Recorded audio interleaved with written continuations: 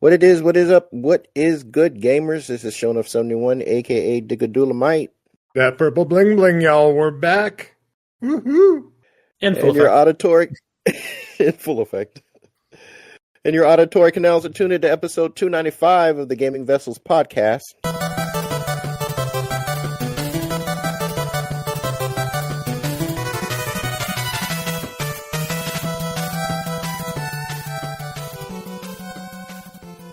As usual, I am not in the digital studio alone. Along with me, got my partners in crime. First on deck, we got Dez, a.k.a. the Bay Area Terror, a.k.a. the High Res Lover.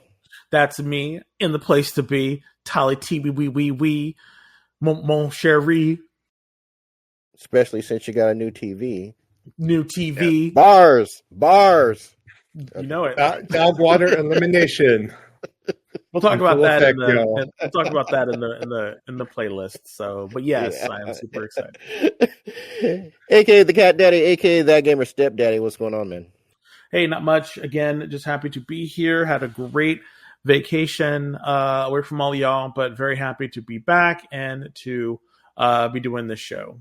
So, yeah, I cannot wait to talk about what we've been doing. All right. And of course, our show's a no-go without Trader Joe, aka Jabroni Chief. Do it. Yeah. But you might also know him as the Food Max of Gaming, who can maximize your gaming dollar. How's it going? Everything's good. I mean, I survived Black Friday, so. He did. He wanted it too. I could tell. He was like, oh, and I was like, no, Joe, no. I was like doing all my shopping furiously on Desmond's couch. He was. It's like, yes. He was visiting and he was in it to win it, folks. And I was like, all right, sir. I saw that PlayStation sale. I was like, oh, I got to do it. I got to do it. Flexing your online skills. You could say that. It's funny because I went to Best Buy with Des to go pick up his TV, and it's like I'm looking at all the games, and I came out no games, so I bought a game. Did all my damage, so I bought a game though, so I'm excited. Woo. Okay, all right. So we're gonna kick things off the way we usually do with our first topic on the docket. We got the playlist dropping.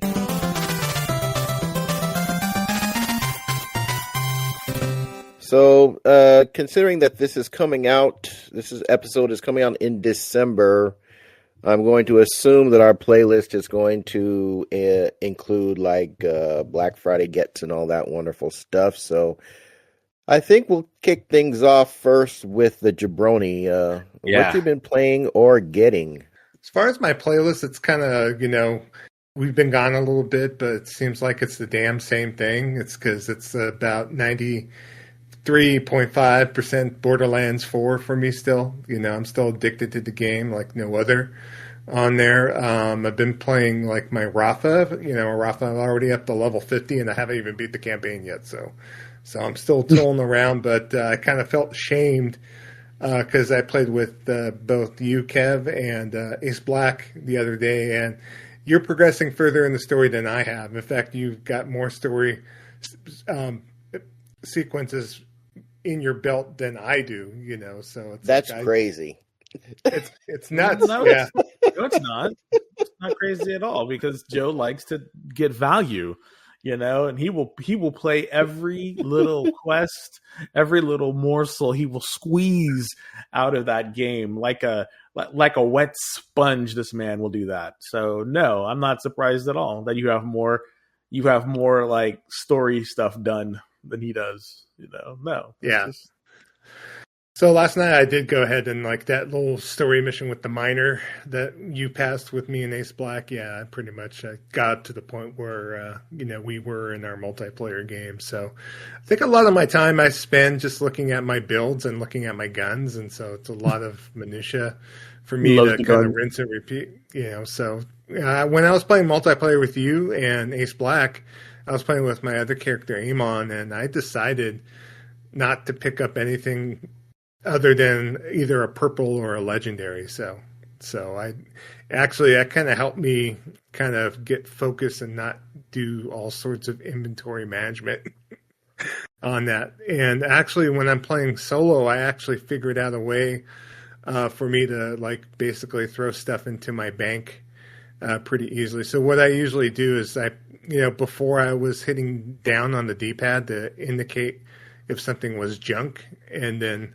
one by one, I was designated it to be placed in my bank when I reached the inventory level, because the max inventory level for me with my backpack is 70 items. And so because of 70 items, I basically go into the inventory screen and one by one, put the bank indicator and then throw them in the bank. But now I kind of figured out a way to where I just pick up the item, I go into the inventory screen, and I just press one button and designate all of the crappy items I picked up to go to my bank in one fell swoop. So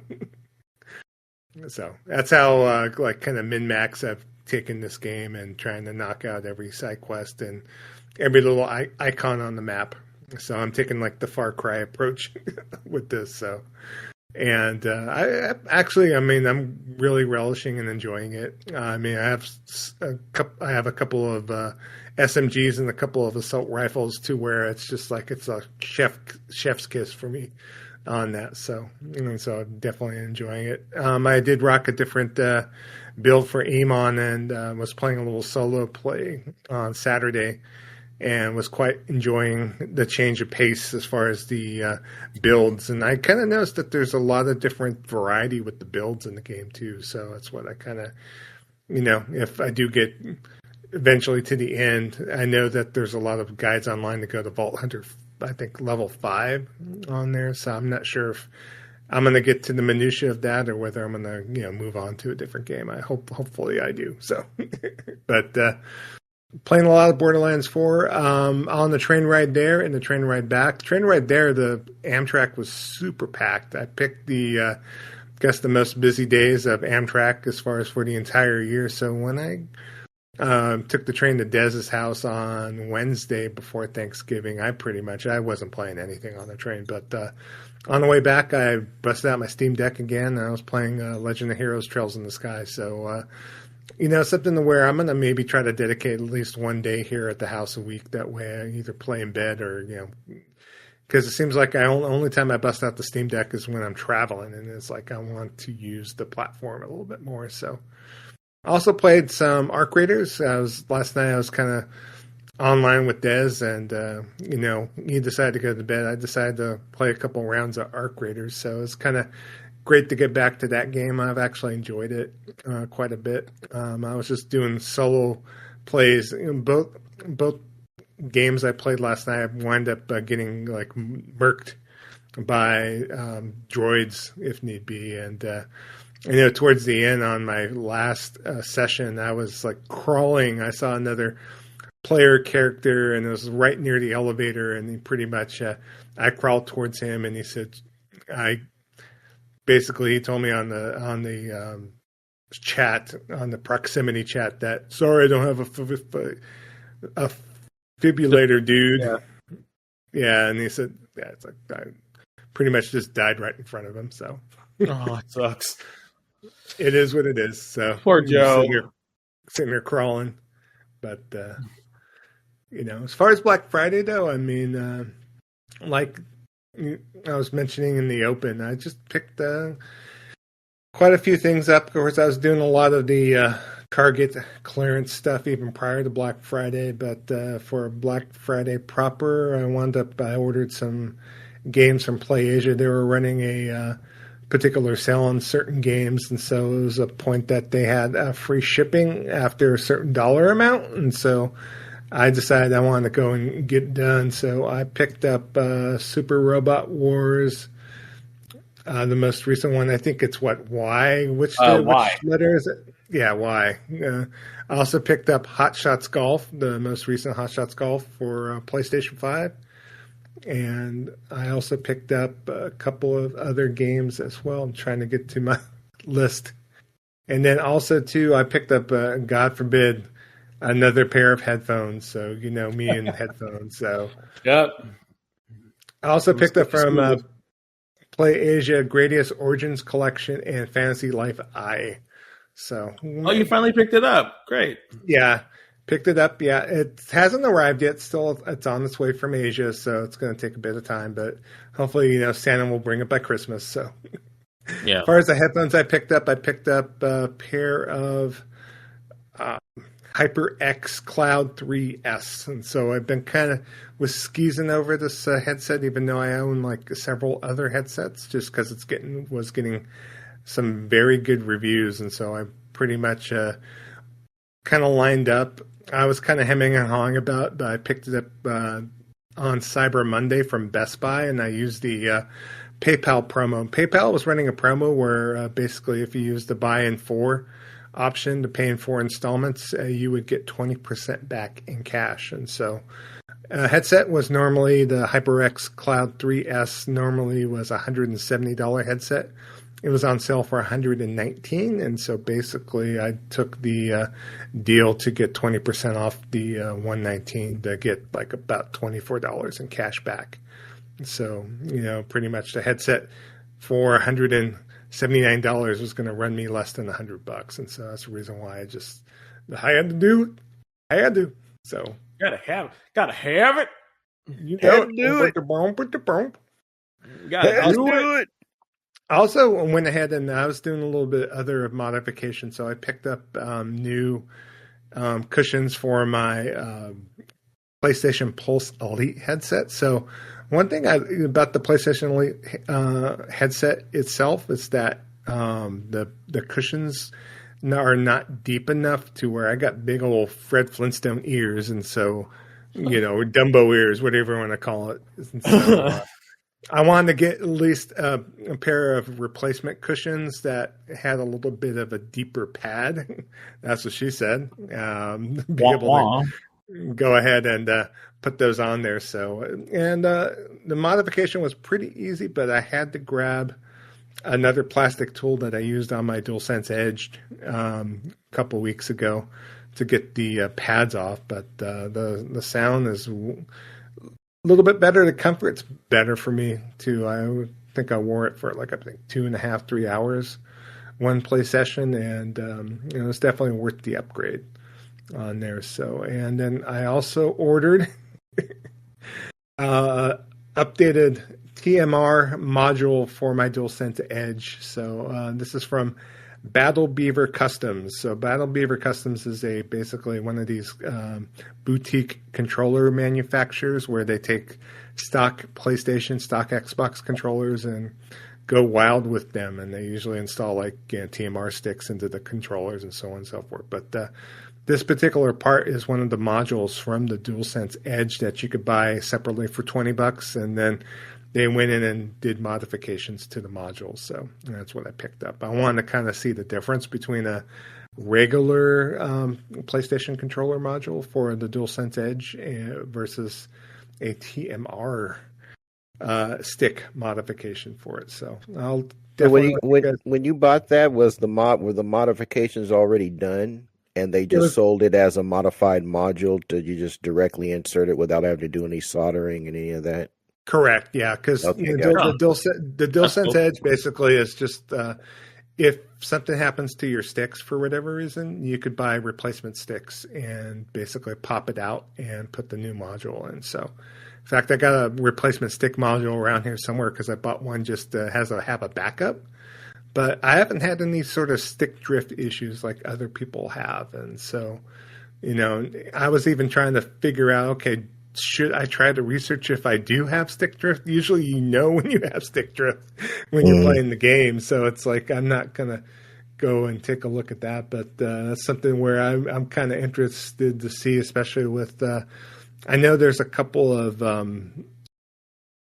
programs on the PC that you're able to go in and check to see if you do have stick drift. So maybe that's something a point to where I'll maybe take a look. But the module, the TMR module, has not arrived yet, so I haven't had a chance to play around with it. So, but, how much did they sell them as a set or individually? Individually, yeah. So it was like $60 for one module, which is kind of crazy when you think that the module itself only sells for $20. So. So, but I found after ordering from Battle Beaver, I found, of course, my cookies on my browser pretty much plugged in a couple of other manufacturers of said TMR DualSense Edge modules that are up for sale and for cheaper prices than what I paid from Battle Beaver. So, I think Battle Beaver is kind of well known, and yeah, they're known in the industry. So yeah, so you're probably better off going with a known quantity. it just depends. Pay a little more, maybe. They're not manufacturing the TMR modules themselves, so it's the only thing. So I might try one of the other boutique companies possibly with the right analog stick, because I only ordered one.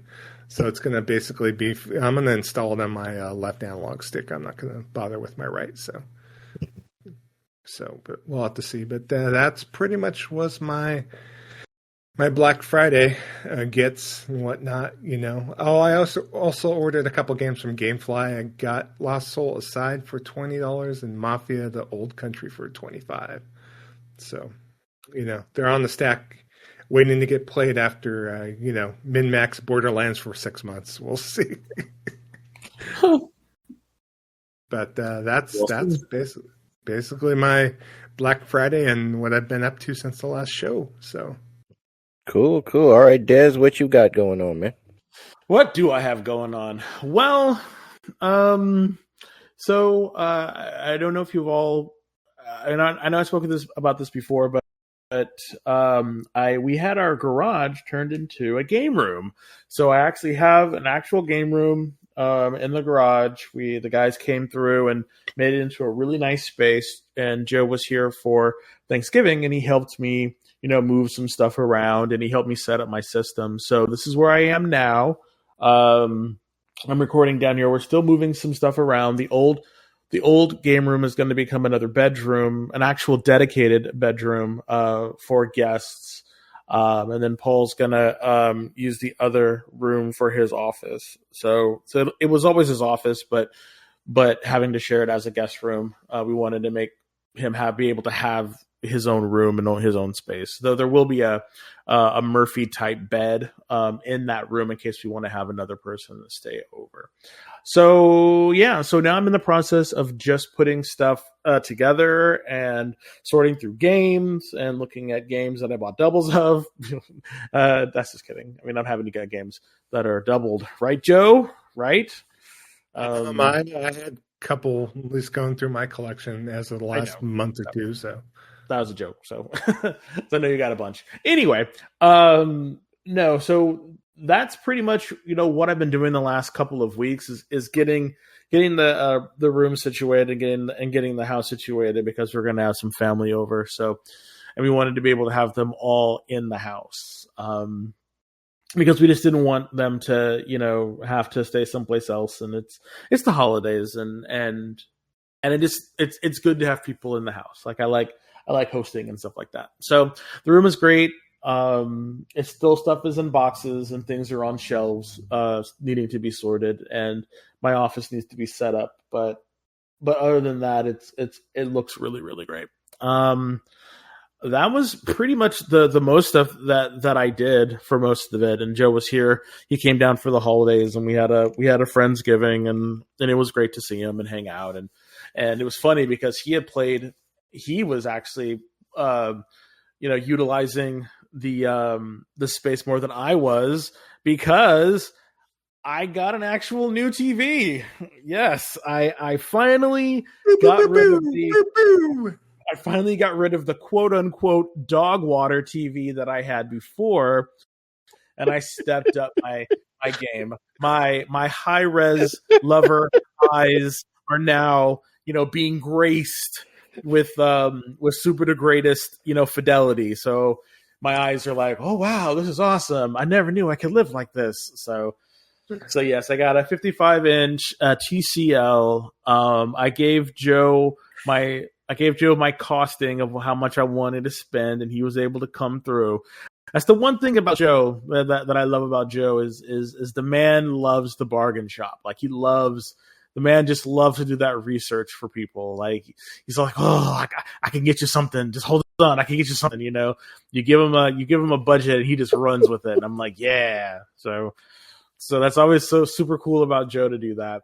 So I was able to get this. You got a QM7K is what you got. See? So he knows what I got. I don't even know what I got. I literally model number. I know, right? I went to Best Buy, and I looked at it, and I was like, I want that one. And then the guy, his name is George, by the way, was all like, hey, don't you want to, I mean, if you're a gamer, don't you want an OLED? And I was like, he's not wrong, really. He's not wrong. I know. I looked over at Joe, and Joe's like, I'm like, but Joe, you're like my guru. You're supposed to help me. Like, you're supposed to be there and be like, well, actually, but he didn't do that. So, which is fine. But it was great. Like, the TV I got. Did they have deals on OLEDs in the same price range you were looking for? No, they did not. They had a Samsung, but it was $899. It was a 65-inch too. It was too big for his space. So yeah. So again, I'm happy with the TV that I got. It looks great. Make a 55-inch though, didn't they? Like in the C1, unless they stopped making that. We didn't see it. I didn't see it when we looked. Though we weren't really looking for it too much. I was trying to get one. For Saran's room. Oh, they have a 55-inch. But I mean, if she likes it, it's like TCLs. I have a dog water TV for her.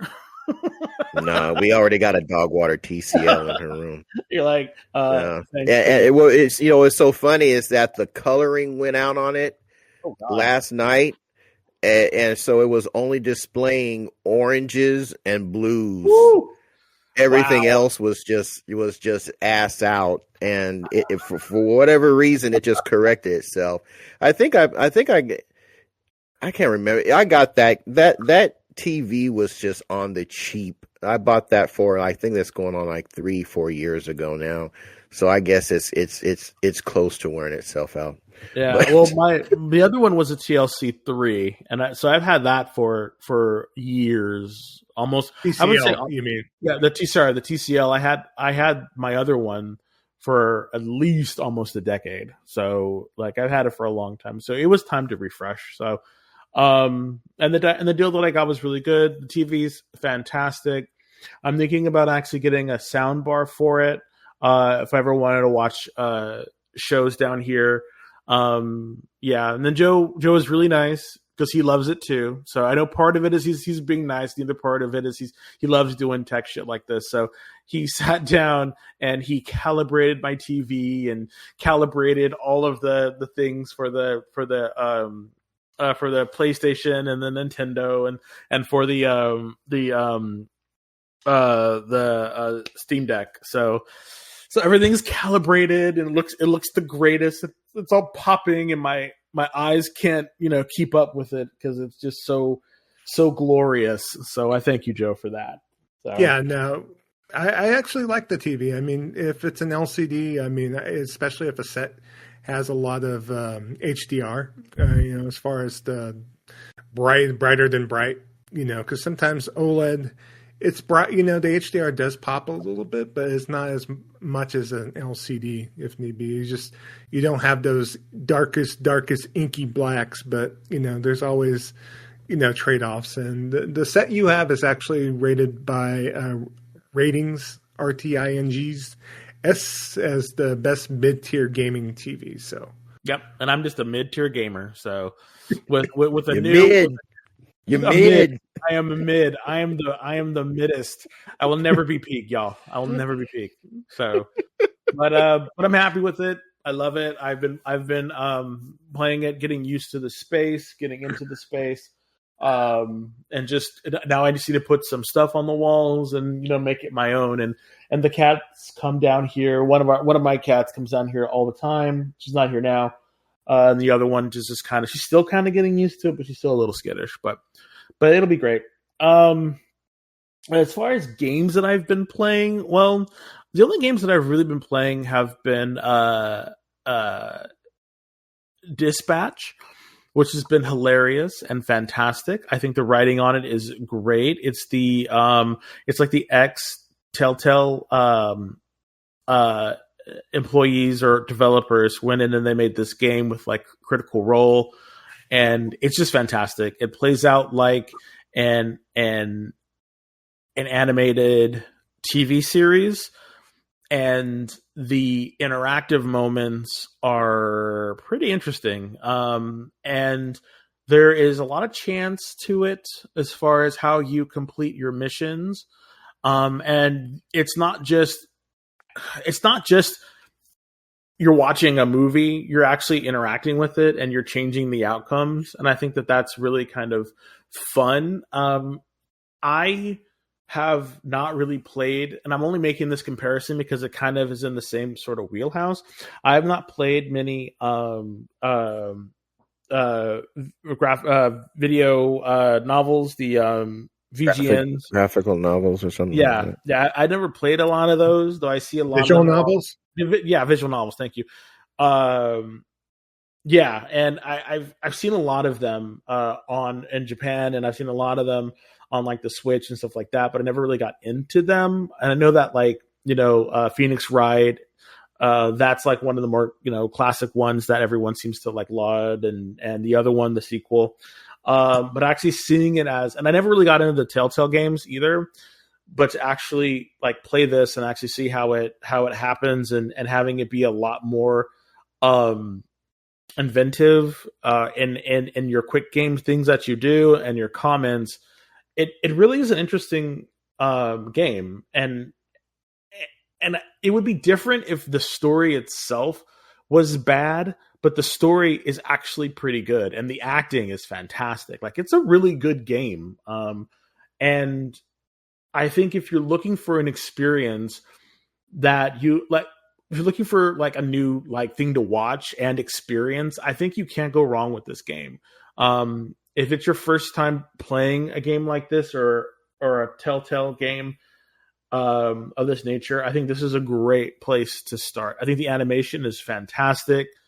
It doesn't hold your hand. Like it's just it's like an adult comic book.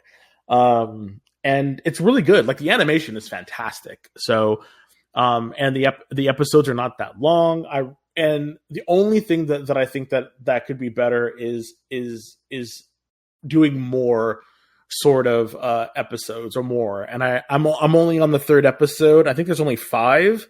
So that's the sad thing is it seems to be pretty short, because each one of them is like, I would say 30 minutes to an hour, depending on how long you take on some of the missions. But the story is great so far, and the world that has been created is fun.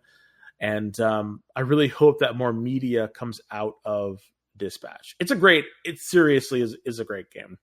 And if you have any inkling of or anything, any like for Telltale games, I think that you'd really, really like this. And it's funny because like I said, I haven't really played too many, and I know I'm gushing, but I really want to go back and play some of those old Telltale games. And actually, if they're like this, I kind of want to go back. And I know that, as you go forward, it's kind of hard to go back because technology is different and blah blah blah. But I think I would want to go back and experience a couple of them, like maybe The Wolf Among Us, or not the Wolf, the one about Fables.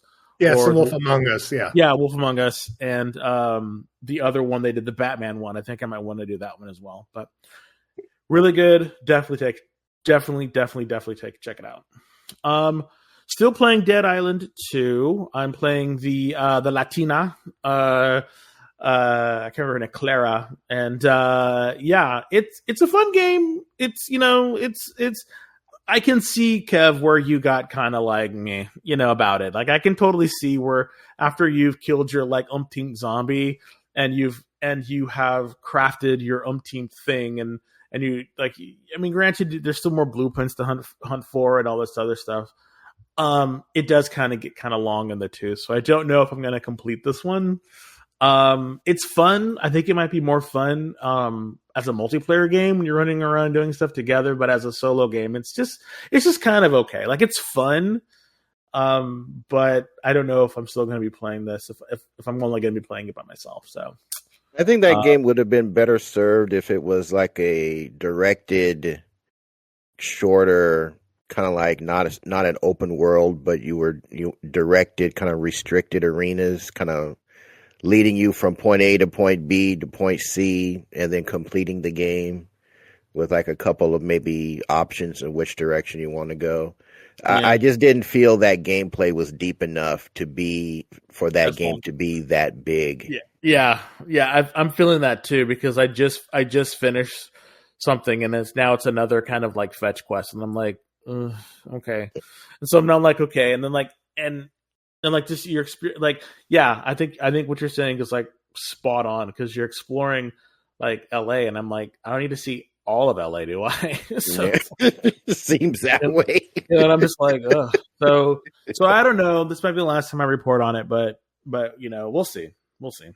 The other game that I've been playing, and I'm so excited to play it, has been Marvel Cosmic Invasion. I know, Kev, this is on your list as well, and I can't wait to hear you're talking about it, but I think it's great. I think it's just a fun little beat 'em up. I have been super impressed with the amount of really solid beat 'em ups coming out. Like there was this one, there was the Turtles one, there was the Power Rangers one, and I just think that and there's going to be a He-Man one coming out. So I'm thinking like if this sort of retro cartoon beat 'em up renaissance kind of continues, I cannot wait to play more, especially if they're of this caliber. I think it's fun. The game, from what I understand, is kind of short, but the replay value is super fun. And the fact that you can play up to 4 people in the game, and each one of those people can play 2 characters is just amazing. So like that's like so many characters running around beating the crap out of stuff. And as a Marvel fan and looking at it is just great. Like, the first major villain you fight is just hilarious. And, and I have a special love for it because I read the whole, Cosmic Invasion or the Invasion line of comics back in the day with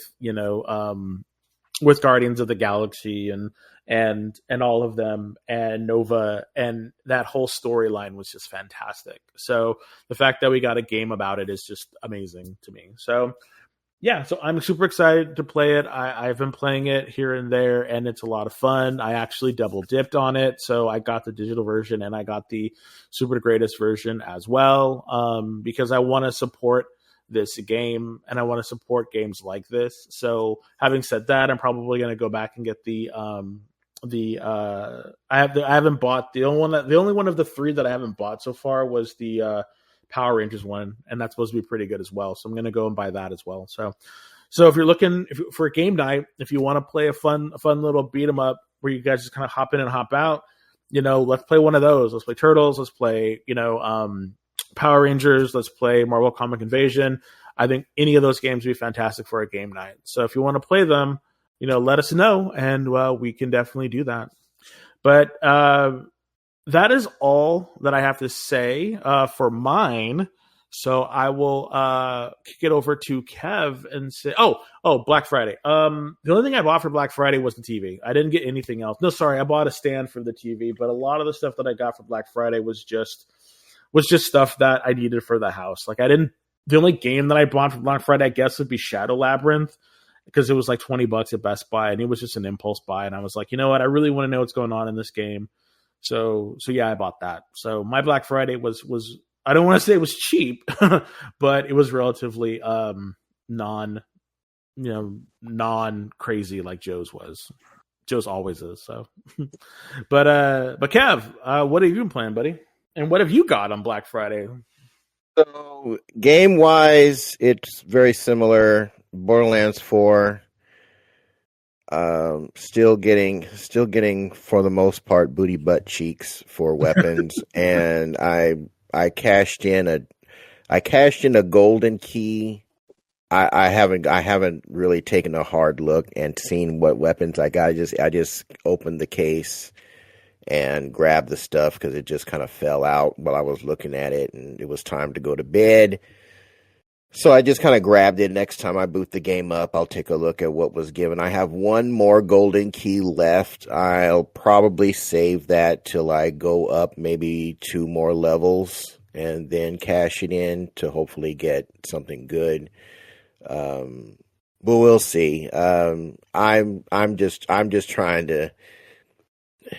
Okay, so I was trying to. Part of the frustration I'm feeling about with Borderlands now, it really doesn't have anything to do with the game. It has to do with YouTube, and for whatever reason, there was a mid-tier, a mid-level build that I was following for Rafa. I'm using the, what do they call it, the Pophius Lance, and I was following that build. And I thought I saved it in my playlist on YouTube. Well, when I go back to find it to try and add some more points, it's not there. So I probably thought I saved it and didn't. And when I go back and look at my history, I can't find that particular video anywhere. Every other video I've ever watched, is there on my history. But that one is gone, and I don't know. Now I think of it, I don't know if maybe the user, left YouTube or what. But I don't even remember the name of the person that was doing it. But I specifically wanted to use that because it was one of those mid game builds to kind of get you to the end of the game. A lot of the builds that I'm seeing are for folks that are in the end game and they're min-maxing they've got min-max weapons, min-max skill trees, and it's just about, how quickly can I delete. I guess there's like a boss rush mode in this game or something. At least that's how it's depicted in some of the people talking about it, and how quick you can delete the bosses. And I'm probably never going to do that. I just want to get through the game. So I can't find that build tree, that video anywhere. So I'm just like, oh, well, I guess this looks good and this looks good. I'll put it here and there. And I have no idea what any of these skill things that I'm doing. I mean, I read them, but when you're doing something that you're not all that enthusiastic about, it's almost like doing homework. It's like, okay, I'm doing my algebra assignment, and okay, this perk adds 15% damage to such and such, and it has this proc that needs to be.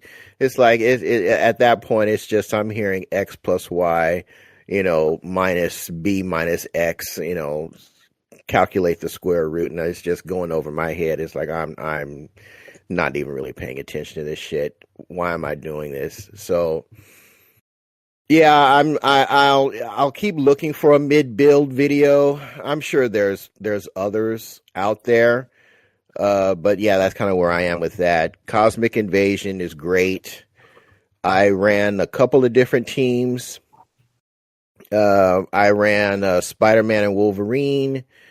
And then I ran She-Hulk, and I can't remember the name of that. I don't know if it's Miss Marvel. Miss Marvel, but probably. she's got a sword and she flies. Oh, talking about Captain Marvel. Captain Marvel. Okay, yeah, I ran. What's her other name? Her name is Captain Marvel, but she goes by something different nowadays. But I know you're talking about. Yeah, She-Hulk is super fun. I highly recommend it, particularly if you just like grabbing people and just breaking backs, and she is really fun. Wolverine and Spider-Man were a lot of fun too. Very combo centric. Like Wolverine has an infinite that just deletes people like crazy. I really couldn't get into Captain Marvel too much. Her attacks are kind of deliberate. It's almost like you. Okay, Quasar. Sorry. Quasar. Yeah. Okay. Her attacks are kind of deliberate. They're not as. They have a lot of impact, but they're not as quick as I would have. I prefer, but She-Hulk is just like, she's not really combo heavy, but she can knock people into the air and grab them. She's got a flying leg lariat that just knocks people from one side of the screen to the other. It like bounces them off the edge of each screen. It's a lot of fun using She-Hulk. Yeah, so I've noticed that. I kind of feel like She-Hulk is going to be my main in that game, but a lot of fun there. Absalom, I finally made progress in Absalom because dumbass me didn't know that there was a literal tree of skills that you can add to. Oh, you didn't know that?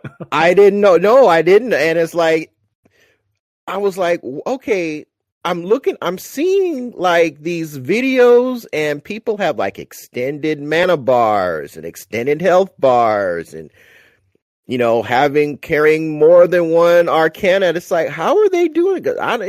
It's like I die and I start back with my, base skills. And it's like, I'm missing something. What am I missing?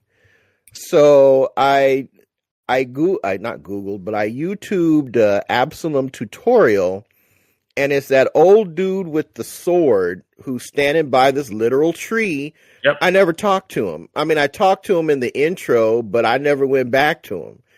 I think he showed me how to. I think I went to him and got like a few skills, like when you select your whatever arcana you want to start your run with. I think he opens up some of those, but he's standing right next to a literal tree that has skills in it that you need to open up that you will be inheriting in your successive runs. I didn't realize it. I had like damn near 320 some odd points to put into that tree when I got to it. So it's like, oh, so this is where you get all this. It's like, I feel like an idiot. So the tree is fully maxed out now. And I think I have maybe like one or two things. I know one of the things that I have left to open up is extended health bar on mercenaries that you can take with you. And I can't remember what the last thing is, but yeah, duh. Now that has been that's been done, getting through Absalom is a little bit easier. Well, that's good. I've made it to the second archipelago before the last section of the game, at least if I'm interpreting the map correctly. Another thing that I've noticed is that as you progress, starting out, you'll be going through abbreviated sections. They're not as long as they were when you started. So I'm thankful for that. So like when you're going through the forest where you're fighting the goblins, or if you're going on the beach, which are the two of the early parts of your initial start of your run, you're not bogged down with going through each and every screen. They kind of abbreviate it to get you to the boss. You beat the boss. You move on to the next section, which is a little bit more abbreviated than when it was when you first got there, and so forth. I really appreciate that about the game. It's not wasting your time and kind of getting you quicker to where you last met your end, so you can kind of improve and work on those challenging areas as you try to finish the game. I do like that. The dwarf is still my favorite character, but I opened up the frog. The frog is kind of like, I guess if Vegeta was a wizard, that's what the frog is. Because he basically has the final flash attack, for lack of a better word, that just kind of deletes everything in front of him. That's great. As one of his arcana skills that you can open up. He's kind of a glass cannon, though, not as much as the puppet, but he takes a little bit more damage when he gets hit. and he's not quite as proficient in the melee department as some of the other characters. But again, he's a wizard, so that's melee is not really supposed to be his strong suit, but his magic definitely is. But still, absolutely loving Absalom. It's kind of replaced Helldivers 2 at the moment. I've those times kind of late in the evening when I've got maybe about an hour before bed, instead of trying to run a Helldivers 2 mission, I'm going to Absalom and running that. It kind of replaced that. And lastly on my gaming is Marvel Tokon closed beta. Was this weekend. I want to hear about. This game is freaking amazing. Okay. A couple of things.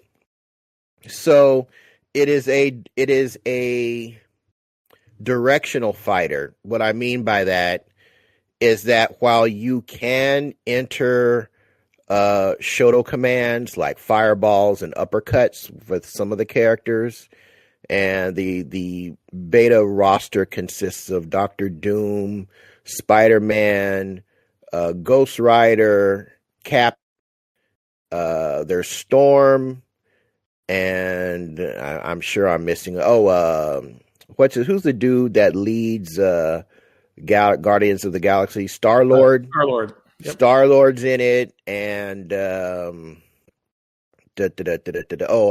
Man. So Iron Man. Yeah. So it's a directional fighter, meaning that all of the characters have Shoto commands, so uppercuts and fireballs to execute your special moves, which are tied to a gauge that you have to keep filled by either attacking or being attacked. You get more gauge by attacking, whether your attacks are blocks or hits, than you do receiving damages, because they want this to be a very offensive style game. As such, I don't think the characters are very, like, doing the uppercuts gets you a little bit more damage, and I'm sure when you get to high level play, those extra bits of damage will count for something. But if you're in the scrub leagues like me, you're still trying to get things figured out, I think the directional path is the best way to go, because the characters don't, they don't really move like you would expect them to. I was using one of my leverless controllers, and entering uppercuts with Cap was kind of a real hit and miss thing for me, while his directional to do his uppercut, smooth as butter. So I will be going the directional route for special commands for these characters. I just don't feel that working to get my muscle memory down to match the game to do those specific inputs. I don't think it's really worth the time. I think for me, I'll get that learning curve flattened quicker by going the directional route.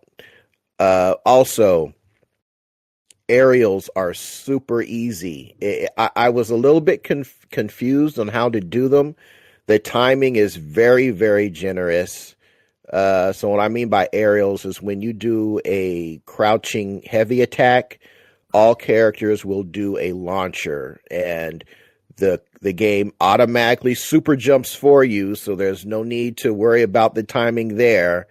And basically there's two aerial attacks that I figured out. I'm sure there's probably more, but the game does not allow you to get caught up in infinites, which is why I didn't really rock too well with like the Marvel versus Capcom games that Capcom did, because you can get locked into aerial infinites with just about every character throughout that series. And I found it, while I'm not saying you didn't have to have skill to do them, because you most certainly did, it's just hella frustrating when a crouching short leads to your character being completely deleted, and that's just not fun to me. So I found that aerials were limited to about 8 hits, 7 or 8 hits. The maximum I was able to figure out was 8.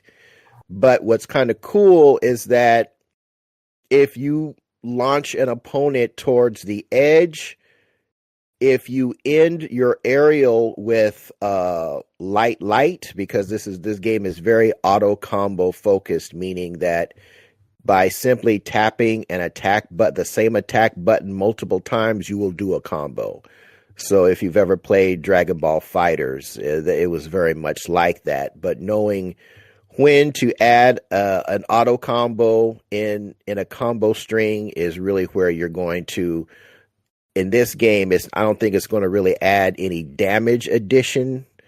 I'm sure I'm wrong on that, but what it will do is it will put your opponent in a position that you'll be able to capitalize. Meaning that if you knock them, if you get that cinematic kick through the barrier, which I'm sure if you've seen the marketing videos of this game, if you attack somebody and you break the barrier, you knock them through some rubble, through a building or something like that, and then both characters meet up and you kind of reset to neutral. When you do that, you get access to another member of your team because it's a 4-on-4 fighting game. So the more you push your opponent through these barriers, the more team members you get access to, which allows you to continue your attack strings by, bringing in an extra character to kind of continue an attack, cover a block string, that type of thing. It's really cool in that respect. And everybody shares the same life bar. It sounds like the fights are going to be really drawn out. They're not. They really want you to use meter when you get it. And that I found that was kind of like my mistake, because I was treating this game like a typical versus game, or even like a typical modern fighting game where meter is you have to be very mindful of how you conserve meter. Not in this game, from what I found. Now, maybe that changes when you start getting into high level competitive play, but from what I've observed and what I experienced playing the beta, when you get meter, they want you to use it because since characters share the same life bar, your team shares the same life bar, you can turn matches around quickly. Matches complete quickly anyway in this game. And there's no guarantee that you're going to be able to utilize that fully maxed out bar, for your team assemble attacks, or even for your linked, I forget what they call, for lack of a better word, super specials that each character can do, because you can link those together as well. This is an awesome game, and I'm upset that the beta is ending. That is ending so quickly, but at the same time, I'm sure the teams are getting the data that they need. I spent most of my time, and I'm thankful that they included this in the beta.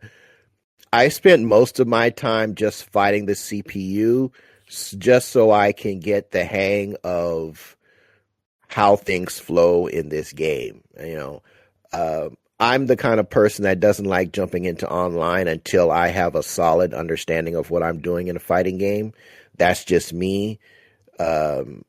Monitoring, because you have 2 gauges you have to keep track of. It's your assemble gauge, which allows you to do your combination attacks.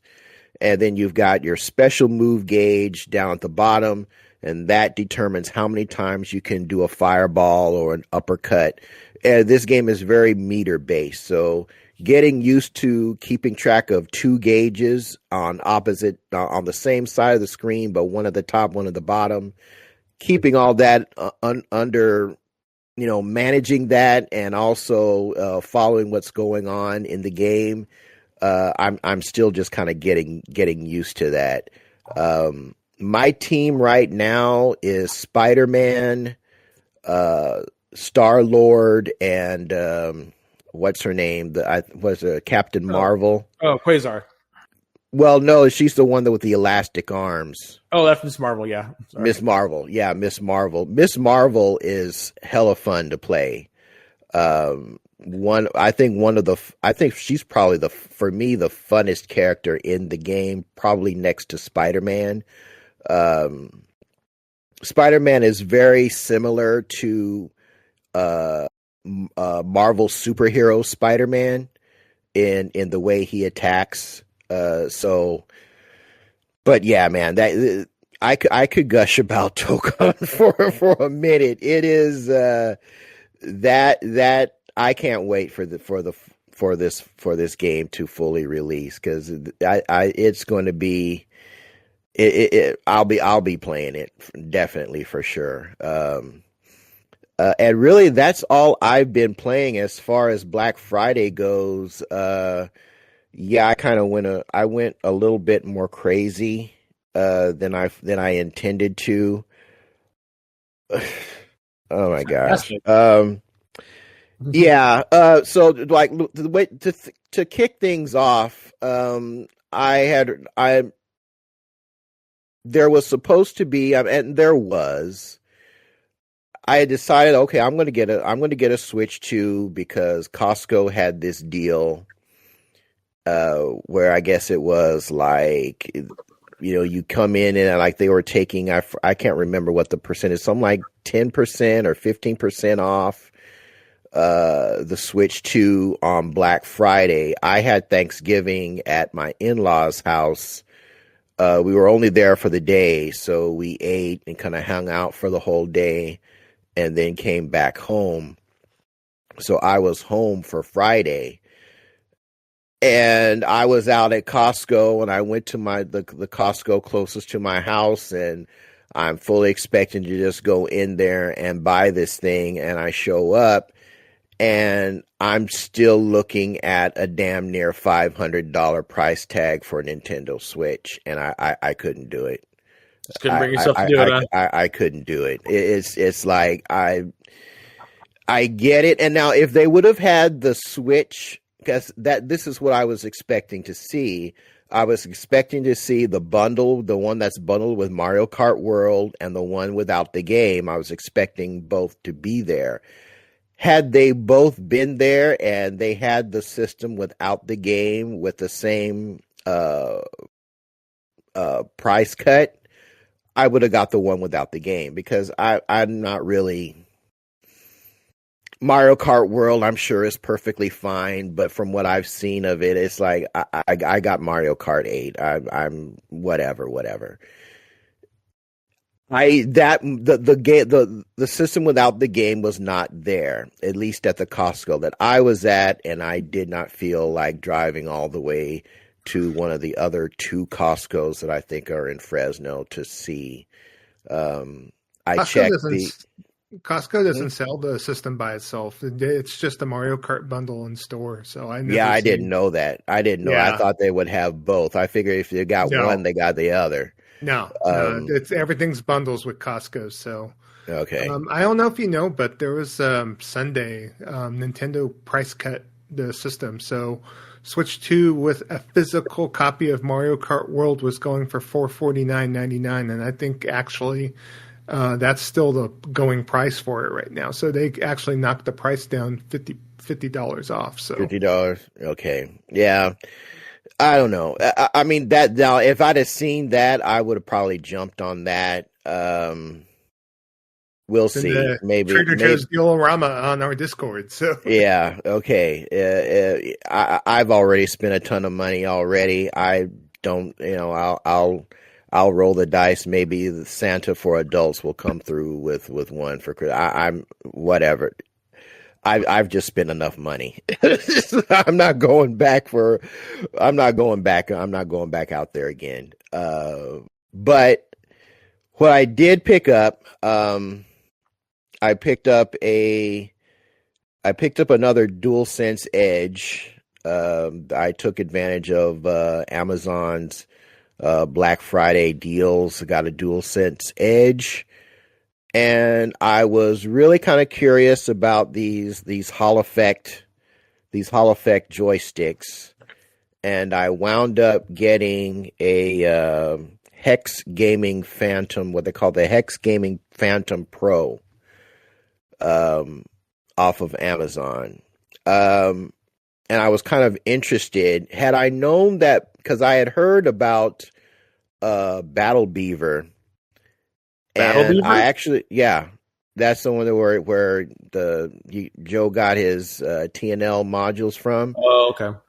I had heard of them just kind of going into my rabbit hole of research about Hall Effect sticks. And then I learned about TNL sticks, which is something I hadn't heard of prior to that. Prior to my research, I've heard of Hall Effects, of course, but I didn't know about TNLs, which is like Hall Effect 2.0. Had I known about the modules at Battle Beaver, I probably would have gone that route and maybe bought 2 of the TNL modules to stick them in my my Edge, because I bought a black one, and maybe just pull out the default modules, stick the TNL ones, and just kind of see how that rolled.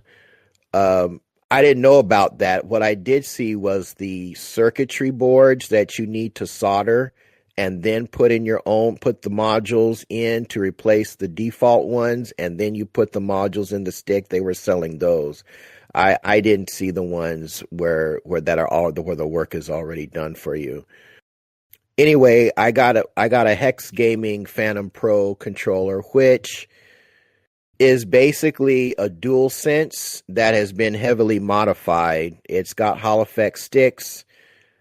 It's got, I think, 6 different it can store 6 different profiles on the controller, and you kind of select them by pushing and holding in this button on the back of the controller to get to the profile you want. Then you tap it to get to the profile you want. The controller will kind of change colors to let you know which profile you're in.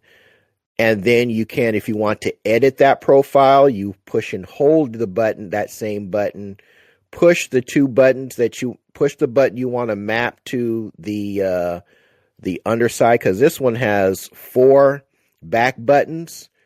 The upgraded version of the Phantom Pro, which I looked at, has 6 back buttons, and I didn't feel I needed 6 back buttons. I figured 4 would be enough. Don't tell Joe that.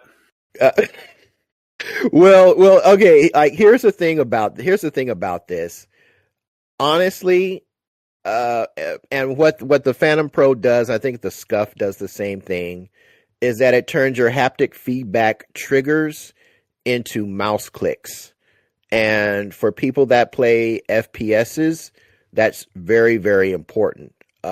It still has rumble. What I like about the Phantom is that it has rumble. I think the Scuff doesn't come, the pre-built Scuffs don't come with rumble. I think maybe some do, but most of them don't, because people competing in Call of Duty and Battlefield don't want the rumble, unless you're building a Scuff from scratch. I did look at that, but I ain't paying $300 for a controller, for a standard pad anyway.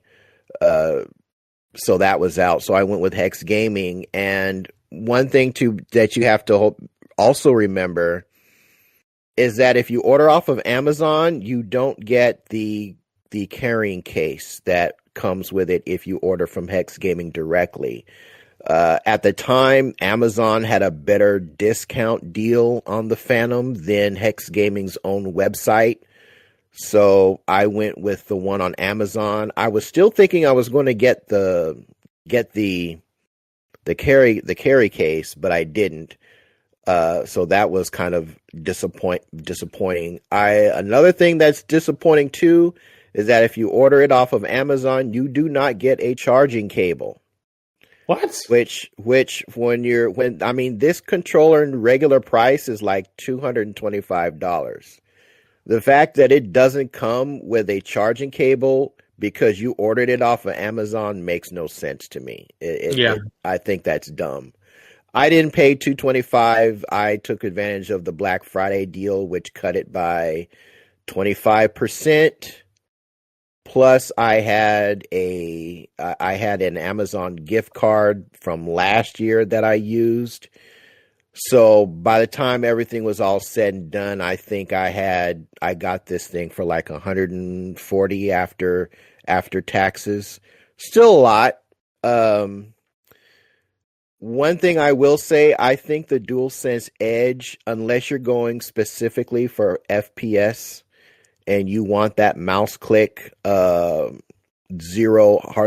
like centimeter, millimeter, whatever the shortest in the metric system travel for that trigger button, the DualSense Edge, I think, is the better controller overall because you can do dead zone customizations, profiles, all that stuff straight through the firmware of the PlayStation using the DualSense Edge. You can't do that with the Phantom. The Phantom, you have to, if you're going to adjust your dead zones, it comes with this funky little module with 2 ribbon connectors. They look like the same type of ribbon connectors that you see for PC components when like you're connecting a hard drive or into a motherboard. It's like that ribbon connector. You connect one into the controller, and then you connect the other one into the module, the other end into the module. Then you've got to connect the charge cable, which this one doesn't come with, into a PC, and then go to Hex Gaming's Dead Zone configuration website in order to configure your dead zones or address any kind of drift issues you may have. All that stuff is in the firmware on the DualSense Edge, and there's no need to go anywhere with that. I'm hoping to never have to utilize that because I ain't trying to be that in depth with it. But you know, I've been using the Phantom for a bit. I was using it when we were playing Borderlands 4. I tried the the zero travel triggers, the mouse, and making the trigger button like a mouse click, and the response is dead. I can see why people want that because then you're only limited to the reload and fire rate of fire of the weapon itself, and it's not about the travel of the trigger to make contact in the controller to activate the function on the game. So I definitely see how the appeal for this, but honestly, I think for me, I think probably the better controller is still the DualSense Edge because it's just an all-arounder and it works directly with the console. The Hex Gaming one does not. And of course, you can use this with PC as well. But anyway, I got that. I think it's still a solid controller. I would not have bought it at full price though. Yeah, I've never gone either that on route. Amazon. Yeah, either on Amazon or on Hex Gaming's own website. I don't think it's worth $225. And then the updated one with the 4 back buttons, I think its regular price is like $255. I don't think it's worth that much. But then again, I'm not playing Call of Duty at a professional level either. I might think differently if I did. The other thing I picked up the Corsair Nova Blade leverless controller. This thing was on such a good deal, I couldn't pass it up. Amazon, this controller is normally like 200 and something. Amazon had it for like 140. Oh wow! And I couldn't pass it up. This thing has Hall effect buttons, And what is so dope about it is that I feel it's a game changer because you can actually adjust the throw of the buttons on the fly by hitting these buttons that are on the right side of the control pad. So it's like and you can tell how far or how short the throw is by the LEDs on the outside of the controller will change to different colors. So once you read the instruction book, it tells you, okay, white means, I think white is the widest throw distance, and I think purple or red is the shortest throw distance. And before, like when I was using when I had the Razer, and I can't remember the name of the Razer leverless controller, which by the way is great, is still great. I sold mine because I felt I didn't need it anymore. But in order to reduce the throw distance on that controller, you had to replace the switch. I think they call them cherry switches for the shortest throw, but the shortest throw button presses. You'd have to replace all the buttons manually in order to get the throw distance you need.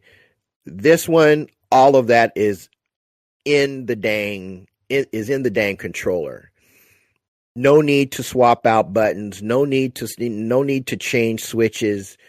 All of that stuff it can be done automatically because it's magnetic and not the standard switch components. I mean, there's a switch component in there, but it can adjust depending on how high and how deep, how short you want the throw. I think that's a game changer. Just like the Victus Pro KO, which I picked up at Evo, was a game changer for just being able to swap things out because it came with a tool and switches that allowed you to make those changes really quickly on the fly. I think the Corsair even made a greater game-changing feature by letting you make the adjustments without changing anything. All you're doing is hitting a button. I think that is so dope. It's got a really good weight. I think the Pro KO feels a little bit heavier in the lap, which I kind of like, but the Corsair is definitely not a lightweight controller.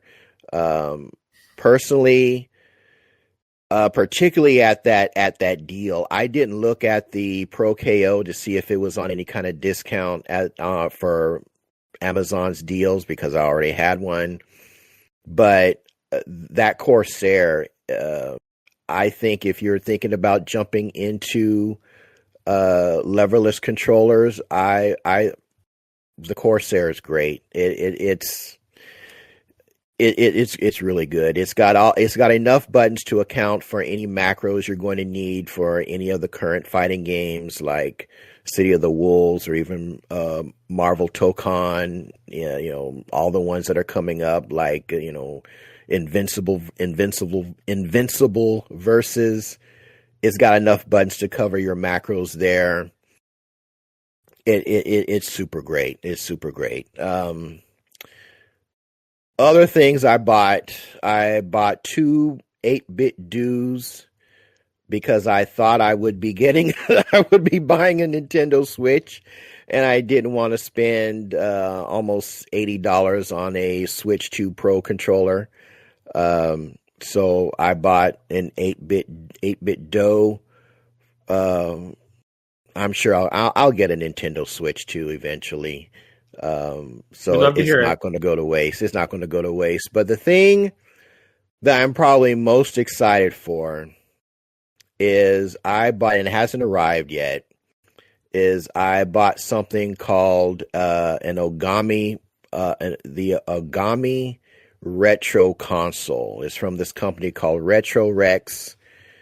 And I had heard of Retro Rex before because they make something called the Neo Zero One, which is a Android-based retro gaming console. They had recently upgraded that, offering a 1 terabyte super fast hard drive. It's not an SSD, but it's like a really fast hard drive. Gen X Gamer, who is a kind of a retro YouTuber that I follow, did a real deep, in-depth review on that.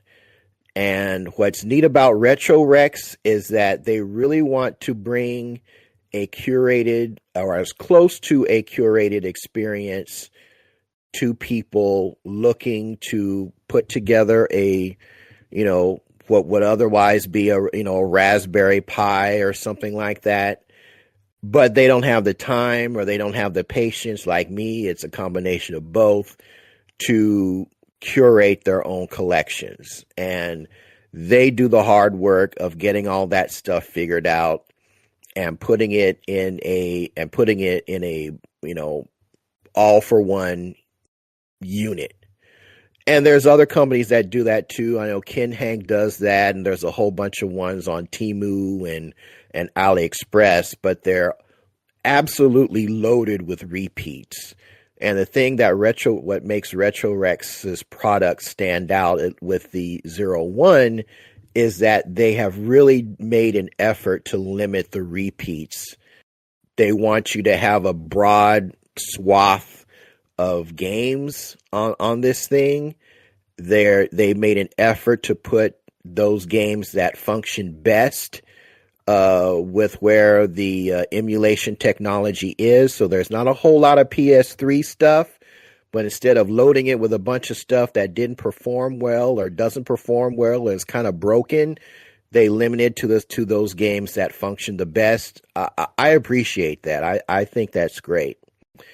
So once I saw that, I watched that review. I noticed that they were having they had a deal on the 01, and I was just about to purchase it, and literally just as I was about to, I got a notice from that same YouTuber. He had a new video out about Retro Rex's latest product. It's called the Ogami Retro Console. And basically, I'm super glad that I didn't get the Neo 01, because this thing is like, at least based on the review, and this guy seems pretty solid. I've trusted him on a couple other things that turned out to be true, so I'm going with that. I also spoke to the company, one of the guys that owned the company. They're in the process of ordering this thing. The Ogami is a Ryzen 6 mini PC. I think it's running Batocera in the background. And this thing has like damn near 50,000 games. The same curated process that's on the Neo 01 was put into this. It's got PS3, it's got 360, it's got PS2, PS1, Saturn. It's got everything. And they put in the same level of effort as trying to curate this experience on the Ogami that they put into the Neo 01. And because it's a mini PC, it's basically powerful enough to run everything. And they had that. And what was so funny is that they had just got this new product out in time for Christmas. When I saw the video, he was like one of the first influencers they sent the product to. I watched his video in full. I went to the website. They had this thing on sale. This thing is not cheap. Its regular price is like 500 and some odd bucks. I got mine with their Black Friday discount a little under 400. So it ain't cheap.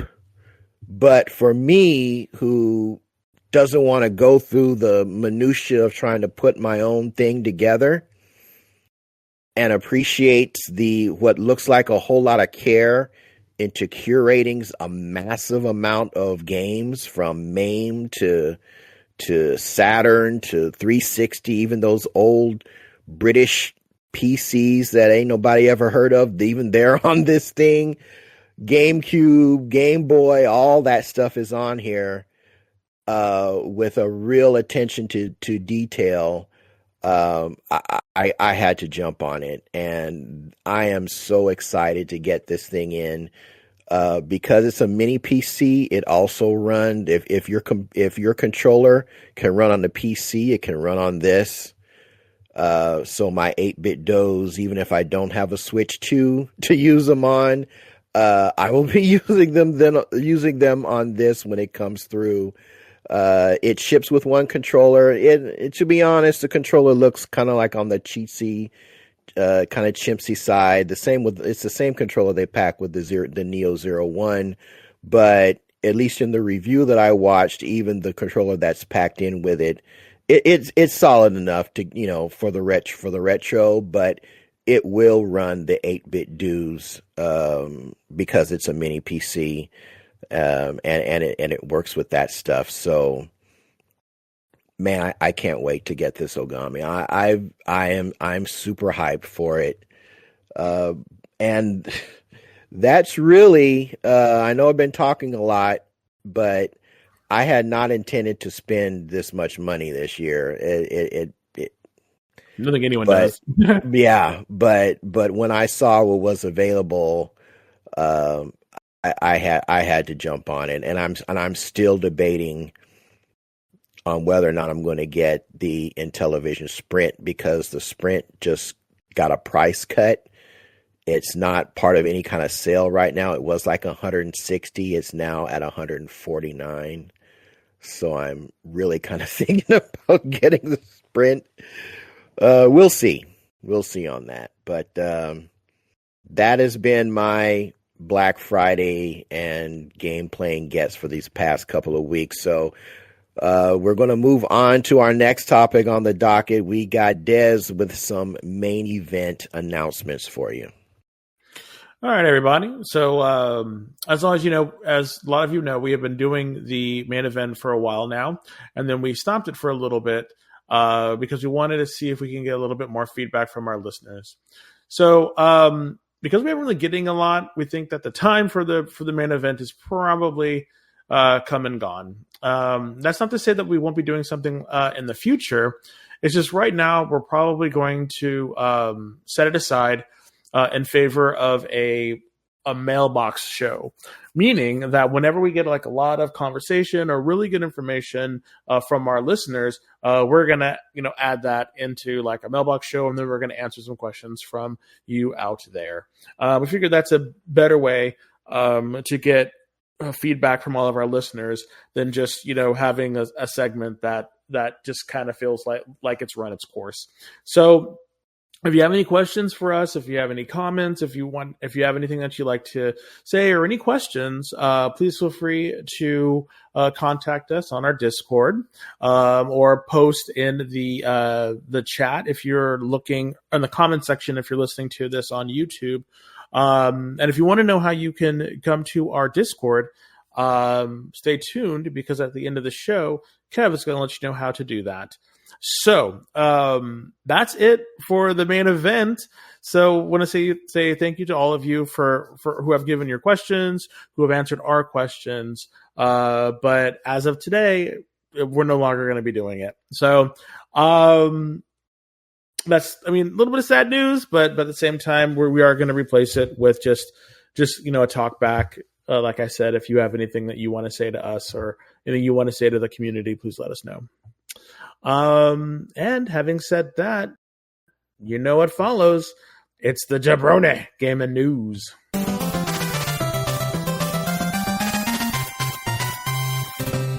Thanks, Des. You're welcome, Joe. Of course. Yeah, I do have some Jabroni Gaming news for this episode, so we're going to start off first with some Black Friday news, since we've been talking about Black Friday. So the PlayStation 5 has dominated Black Friday sales in the U.S. on here. According to Matt Piscatella, the senior director of video game industry thought leader at Circana, basically went to Blue Sky and commented that the PS5 accounted for 47% of total Black Friday week hardware sales in the U.S. on there. So the Nintendo Switch 2 ranked second at 24%. And Then surprisingly, the Next Playground ranked third at 14%. So Next Playground, I guess for whatever reason, this is a set-top box that has motion sensors built into it, so you can play stuff like Fruit Ninja and so on and so forth. That I guess a lot of people like grabbing this item. So the Next Playground actually beat the Xbox Series X and S consoles, actually. So that's sad. That's sad. Shame on you, Xbox, for letting that happen. Well, Xbox really didn't put any of their consoles on sale. They're too busy raising the prices. Neither did Nintendo for the most part. Yeah, they slipped in that $50 discount right at on Sunday after Thanksgiving. So it's like they were trying to kind of get some momentum going towards Sunday and Cyber Monday on there. But in the UK, also the PS5 led the Black Friday week in the UK, according to data in Great Britain. Basically, the PlayStation 5 achieved 62% share of the UK console market for the week on there. So I guess the PS5 Pro even hit a all-time low of £586 on there. So I think Sony basically has decided that they wanted to get people that were still stuck on the PlayStation 4 onto the PlayStation 5. So, and one thing to also keep in mind too, RAM prices are going crazy right now, but I think from what was stated that Sony did buy RAM when it was cheaper, and so therefore they're not having to worry about the price of components now. Yep. On there. So, there might be a possibility in 2026 if the RAM market still remains the same that we might be looking at a price increase for the PlayStation 5 and the PlayStation 5 Pro. But right now, the deals are getting done. So, I think that also means this gen is going to run longer than anybody thinks it will. I think so too. Yeah. Yeah, and in the UK, the Xbox Series X and S fared better. They secured the third spot in the UK launch, so they accounted for 10% of console sales on there. At least they didn't get beat out by that whatever the hell it was to play. Next Playground, yeah. Next Playground. Yeah. Nintendo Switch 2 did get second place for Black Friday week at 23%, So we'll have to see. And then the original Nintendo Switch still maintain a small presence of 5%. So there's people out there that don't care about the Switch 2 or don't know the difference. Who knows? So interesting sales data, but it is what it is. So also too, let's go ahead and if you guys have nothing else to add, I'll go on to my next news story. That game, Monster Hunter Wilds? Yes. Well, guess what? The director of the game is asking for players to come back to the game. So this was an interview with Baby, come back. PlayStation Partner Awards 2025. Basically, the director Yuya Takuda basically stated that we analyzed what kinds of places beginners were stuck in, including Monster Hunter World. We have worked on these points in turn to make it easier for new users to clear hurdles such as being able to reach certain monsters or to craft certain types of armor. In addition, we have tried to adopt as many new elements as possible that are beneficial to both beginners and existing users, such as the focus mode, as this time as the result of making the game easy to beat, even for new players and players who could not clear it before. I think the difficulty curve was a little lacking for existing users. So he stated that the development team has been trying to remedy this since the game's release by adding more difficult gameplay in each of its content updates. So basically he stated, and this was in the interview, says, if you beat the game immediately after its release and stop playing, I would appreciate it if you could pick it up again. That's what he basically stated. So on there. So he's saying, come back. come back to Hey, Monster Hunter Wilds. yeah, So yeah, they're like, we ain't trying to make another one for at least another 5 years, 6 years. So we got to get some money. And so, if you're interested in the game, I mean, I know that there's another Monster Hunter live stream coming up, I believe, next week. And so, I know that the latest update for Monster Hunter Wilds is going to hit, I think, in about maybe either not next week, but the week after on there. So, and of course, we're kind of missing the Japanese only promotion with KFC because they had a cross promotion on there. So people who buy special Monster Hunter meals at KFC will get chicken bucket charms for your weapons on there. So, which is kind of That's what I always wanted. Yeah, I know. I wanted Rathalos wings. Some Rathalos wings. Yeah, I can see it. Give me a bucket of Wrath wings, please. Extra spicy. Extra crispy? Mm-hmm. So, what's your guys' opinion? Are you thinking about going back to Monster Hunter Wilds? I'll kind of go first and say that I'm thinking about it. I like Monster Hunter, so, I don't know if it'd be worthy to see with the title update and see what else is in the game. I just know that I'll probably just sit there and kind of wondering as far as what I was working towards, what I was trying to build, when I kind of fell off in the in game afterwards. So that's my piece. If it could get me off Borderlands 4, then maybe it might be worth it. But what about you? I know, Des, you already threw in a Hales. Did the Hales know, right? I think it's ran its course.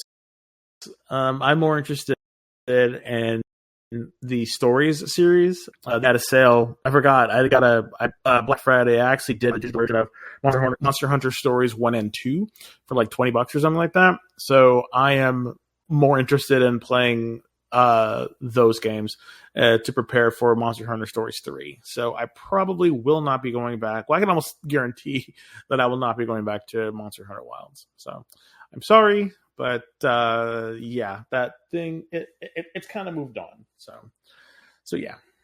Kev, what about you, buddy? Still have my copy. I don't dislike the game.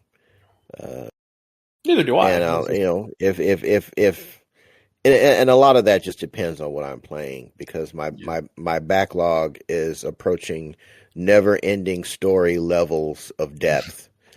So Jabroni levels, huh? So it all depends on what I'm playing, on what's on the docket to play, what expansions they announce for it. So I'm definitely not opposed to coming back to the game. I mean, if they come out with eventually with what they call "quote unquote" G rank, I don't think these updates now are not approaching an expansion, approaching like a G rank expansion update. But no, and if it did, I mean, it would be something to think about. But even with the expansions as of late, like Rise, I love Rise. In fact, I played it on the Switch and on PlayStation consoles, on PlayStation 4/5. And when Sunbreak came out, that's like I kind of dabbled with Sunbreak, but I didn't really, get into the minutia of that. So I don't know if G Rank's gonna entice me. I know, especially with Monster Hunter World, Iceborne was something that got us all into the mix, and even I didn't get to the end of the Iceborne campaign. So I know, Kev, you really got into Iceborne, right, as far as the expansion is concerned? Yeah, I finished it. I don't. For me. And again, it's probably different for everybody, but Worlds was the first Monster Hunter game that actually appealed to me mechanically. Where I didn't feel like I was being bogged down, but you still had to do Monster Hunter stuff. You still had to go on resource runs and forge a resource gathering armor set, running around. And for whatever reason, it didn't feel as minutia laden as some of the other earlier versions of Monster Hunter seemed to be, just from me watching other people play, hearing about you and Dez playing it. It's like, I ain't trying to do all that. But for whatever reason, the world seemed much more approachable. And I think something was lost between World and Wilds, where they stripped all of that away, and it just kind of more or less felt like a third-person action game where you're just hunting big monsters. You know, you weren't, at least I didn't do any resource runs. I didn't forge any armor specifically designed to get, grab gems and mushrooms and, all this other stuff that I had to do in World, just trying to get that next thing that I needed to forge. There was no need for me to do that. Nope. So it's kind of funny, I think something was lost in the mix there. It was kind of funny to think that even Monster Hunter World, when I initially played that game, if you're going to compare it to like maybe Monster Hunter Freedom Unite or the original Monster Hunter on PS1, it's night and day. But it seems like even Wilds is kind of night and day compared to even World. So it's like kind of funny to see how these series has evolved over the years, So, but we'll have to see. We'll kind of approach it. Let us know out there too. I know some of our listeners played a lot of Monster Hunter Wilds with us, including Goonie and John BT. So let us know if that's something you might be interested in again. And I guess the director wants everyone to come back. Baby, come back. So we need that cashola, please. Yes, we are broke. Oh, that game made money. It made money. They ain't broke. Oh, no. They ain't broke. I think the game made money, but it's not making as much money as they expected to continually. No, that's probably true. Yeah, kind of the sales dropped off, and on PC, the PC version's kind of abhorrible, at least a little bit. So. Exactly. So they're like, we ain't got a player base like we used to. We got to start crying a little bit, Yeah, I got a sealed money. I got a sealed Monster Hunter Wilds for PlayStation 5 that I got from Target for $22. It's ridiculous. Oh. And I'm just sitting on it just to see if anyone wants to trade or see if I can even flip it, possibly, but we'll see. So, all right. Next news story. We're going to talk about Grasshopper Interactive, Grasshopper manufacturer, Suda51. They came down and announced a release date for Romeo is a Dead Man. So Romeo is a Dead Man is coming out on February 11th, just in time for Valentine's Day. So on there. And one thing that's kind of a note with this game is this is the first time that Grasshopper manufacturer has decided to go in and self-publish their own game on there. They're owned by NetEase, but NetEase has allowed them and given them enough leeway that they have allowed them to self-publish the game themselves on there. So I know they just had a release date trailer. And I know a lot of us on this show are a big fan of Grasshopper manufacturer. I mean, I like the No More Heroes series, of course, on here. Is there any excitement from either of you two as far as this game is concerned? I want to know more about it because at this point there's just so much stuff that is interesting. And the trailers don't really say too much. So it feels like it's kind of like a fever dream at this point. So I really have no idea what the game is until I actually start really, really looking into it. Like I watched the trailer and I was just like, what the hell? So it seems like it's just, up there being crazy and interesting. It looks good, but yeah, I don't know. We'll see. How about I'm looking forward to it. I just saw a bloody action game that has, that grasshopper slash God hand slash, craziness. Yes. What was that? Something of the Damned. Shadows of the Damned. Shadows of the Damned kind of, aesthetic. So I'm there day one, because I'm assuming this is an action game. You know, I'd be disappointed if this was like a graphic novel or something like that, or choose your own adventure, which I don't think it is. So, you know, hopefully they nail those gameplay mechanics. But just off rip, I'm thinking this is a go for me. Yeah, they did comment in an interview. Suda51 stated that they do eventually want to get this game on Switch 2 at some point, but the game is running off of Unreal Engine 5, and they basically need to make sure that, you know, stuff like Nanite and Lumen can port over easily over to the Switch 2. So they said that they're basically making sure that the game, when it comes out, works on PC and the other platforms that they're initially releasing the game on there. But, you know, I think for the Japanese market, I think eventually getting onto the Switch 2 might be important for them on there. So, but we'll have to see how the game kind of comes out. I'm wanting to see too. I'm not sure if there's a physical in the mix since they're self-publishing. So I'll definitely drop it here in the Jabroni Gaming News if I hear any news that states that a physical version of this game is coming out or not. So, but for me, I'm personally excited for it. I think it looks like a great action game with a little bit of a violent streak. So, you know, and I always like the kind of pulpy kind of aesthetic that Grasshopper Manufacture brings as far as their character designs and their story and whatnot. So definitely looking forward to it. So, all right, next thing we want to talk about very briefly here is Sony Interactive Entertainment has announced that they're working on a new game with Bad Robot Games. So, of course, Bad Robot is basically the production company that was founded by J.J. Abrams on here. And so they do have a gaming component to their production company that they're working on. So right now they're doing their first internally developed game. It's a 4-player co-op shooter that's being directed by Left 4 Dead creator Mike Booth on here. So I saw a lot of like people saying that new Left 4 Dead for PlayStation.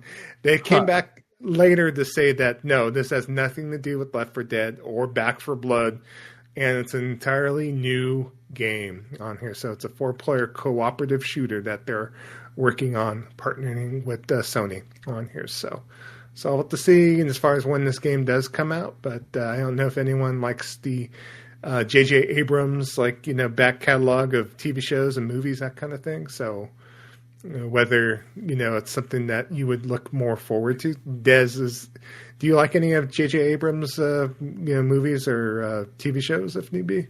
Yeah, they're all right.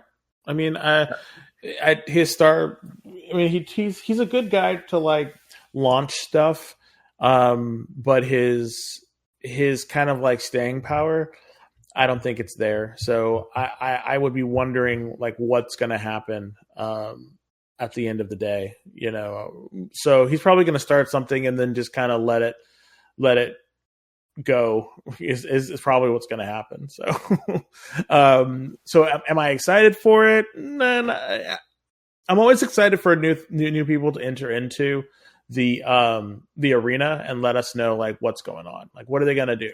You know, what's happening. So for that, I'm kind of excited. But I think it's a good sign that Sony's partnering and getting, you know, at least some first/second party software for the PlayStation 5 that, you know, they could publish and get out at least and have some support for the system. Exactly. So. I think that's the main thing, is like where they're actually putting like people behind it, you know, and he's one of the guys. So I'm not mad about it. Yeah. As long as, you know, we get tired of all this gas, but hopefully, you know, sounds like it's going to be a full retail game with 4-player multiplayer components. So we'll have to see. So, yeah, all right. We'll next thing I want to talk about: Path of Exile 2 is getting a performance boost for PS5 and Xbox Series X and S. So, Grinding Gear Games is continuing to work on Path of Exile 2. So the next expansion is coming out for the title, and it's coming out on December 12th on here. This quarterly update will bring a new class, a druid class, to the game, and a new world with an underground temple that you need to piece together yourself. Kind of inspired by the indie game of a few years ago, Loop Hero. So on here. So, and they also commented too that they're dispersing. I guess they had something to where in the game, because of the fact that the graphical fidelity, they had something that they said it was delirium fog. They're getting rid of the fog on here. So that's part of the performance boost of the game. So on there, but I'm kind of, they said that the full 1.0 release is not going to be down until later next year in 2026. But I don't know if I'm going to dive back in.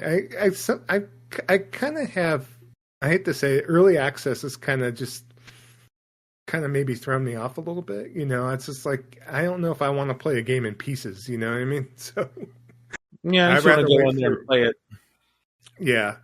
I mean, I might dabble with it. I don't know about you, Des, because I know we played Path of Exile 2 quite a bit, but not enough to where, we're trying to get to the end of the campaign because there is no end to it right now. So. There is no end to it. So, no, I agree with you 100%. Like, I got it because I wanted something new and I wanted to see what was going to happen. And that's kind of why I did it. But I totally understand why you're like, do we really want to continue this? Do we just want to chill on it? So I totally understand what you're saying. So yeah, but I might dabble with it. I mean, if you want to play it again, we can. We kind of had an ARPG itch because you started playing Diablo 4 last night. I listened to a podcast diving deep into Diablo 2 and everything about that game, and so I re-downloaded that game as well. So I have an ARPG itch. Yeah, unfortunately, Sacred 2 Remastered is not scratching that whatsoever. So definitely not. I didn't mention in the playlist, but I did play Sacred 2 at your house when I was down in your new gaming den, and I literally played it for 10 minutes, and I said, nope. Turned it right on off. Yeah. I don't blame you, sir. And shit is booty butt cheeks. But hey, I pre-ordered the physical version. I pre-ordered the physical version from Amazon. I hate to say it, I canceled it, Des. I'm sorry. You're dead to me. All right. Next thing I want to talk about, there's this new game that was announced from the China Hero project from PlayStation. It's called The Godslayer. So it is a open world action RPG set in an Eastern-inspired steampunk metropolis on here. So I watched the trailer. I was actually pretty impressed. It's confirmed it's going to launch on PlayStation 5, Xbox Series consoles, and PC via Steam on here. There is no release date for it just yet. One thing that, I saw from it, it had some like kind of Spider-Man traversal vibes, but kind of set in China on here with some like fantasy elements too, which is kind of cool. I know, Cav, I know you posted this trailer onto the Discord. What do you think of the game as far as the announcement of this game? I'm all for games like this, but when I look at there was a gameplay trailer, but when I look at what's going on, and maybe this is just the pessimist coming out, I see if you don't have a 5090 PC, this game is going to struggle because there is so much going on. It's kind of like when the first time you saw Black Myth Wukong. It's like it looks too good to be true, right? There's a lot going on, and some folks that I watch on YouTube reacted to the video, and they pointed out some parts where they felt a little bit more confident because they saw sections where the frame rate chugged. Whereas when Black Myth was done, it was running on a PC anyway, but that wasn't there. So there seems to be a little bit more confidence in this project, but I see a whole lot of stuff going on. I play on console. I'm not a PC player. When I look at games like this now, I think if you're not running 5080, 5090, 32 gigs of RAM, your experience may be a little, because there's particle effects, magic effects, just all kinds of effects going on. This guy thinks he's Aang. And I see a lot of, air bending, earth bending, just so much stuff going on. It looks great. I'm excited for it from that standpoint. I just really have to wonder how this is going to translate on console. Well, this is not the team's first game, actually. So this is from a developer called Pathia Games. And I think, Des, you're familiar with Pathia Games, believe it or not. So they're the development company that did the My Time series. So My Time in Sandrock, My Time in Pathia, which happens to be like more of a cozy a life sim type game on here. That I know you've played My Time in Sandrock quite a bit, right, Des? I've played My Time with Portia and My Time with Sandrock, and they're mostly life sim games. So this might be pretty interesting, or at least up in my wheelhouse. Yeah. So there's a lot. This game is much different than a cozy game, though. Yes. This ain't Animal Crossing. This is a whole lot of action going on and high def graphics. So, like I said, I'm really curious how this is going to console translate. We'll see. We'll see. Yeah. Next thing I want to talk about briefly, a favorite game of Kevin's.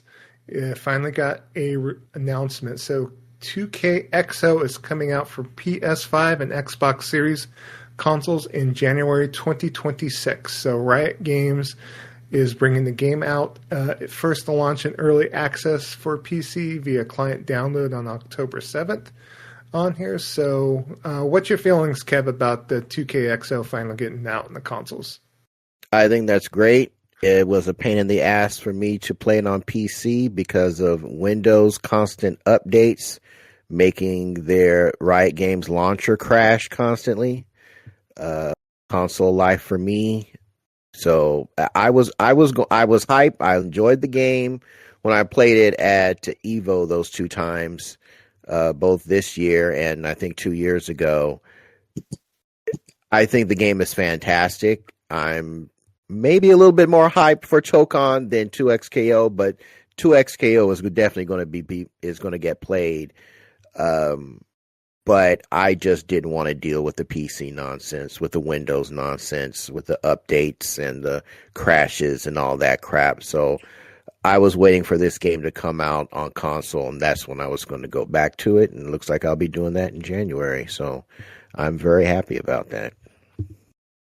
Good deal. Good deal. All right. I want to check out. I haven't played the game since Evo, and I haven't attended Evo in a couple of years now. So it's like, I actually thought the game played impressively, and I know that especially if you get a chance to play, I might go ahead, and especially since it's free to play, check it out at least. So, all right. Yeah, now, it's pretty. We have one last news story. Of course, we don't want to leave Xbox out of our Jabroni gaming news. So Xbox has announced a new collaboration, and they have teamed up with the shoe manufacturer Crocs. So they have brought out Xbox Classic Crocs. So if you ever wanted a pair of Crocs with an Xbox dual analog sticks and buttons laid out on it, guess what? You have it. So does it actually function as a controller? No, it does not. So that would be killer if it did. It's just there for that would actually make it worth something, maybe. Like when Joe told me this, the first thing I said, they can make everything except games, I guess. So, jeez Louise, this is like, really? This is what this is what you're bringing to market? Okay, whatever. I mean, they didn't even have a bundle for their consoles for something just that old and already out on the market. They could have put together at a price cut, but we're gonna give y'all some Crocs because this is Xbox. This is an Xbox now. Wow.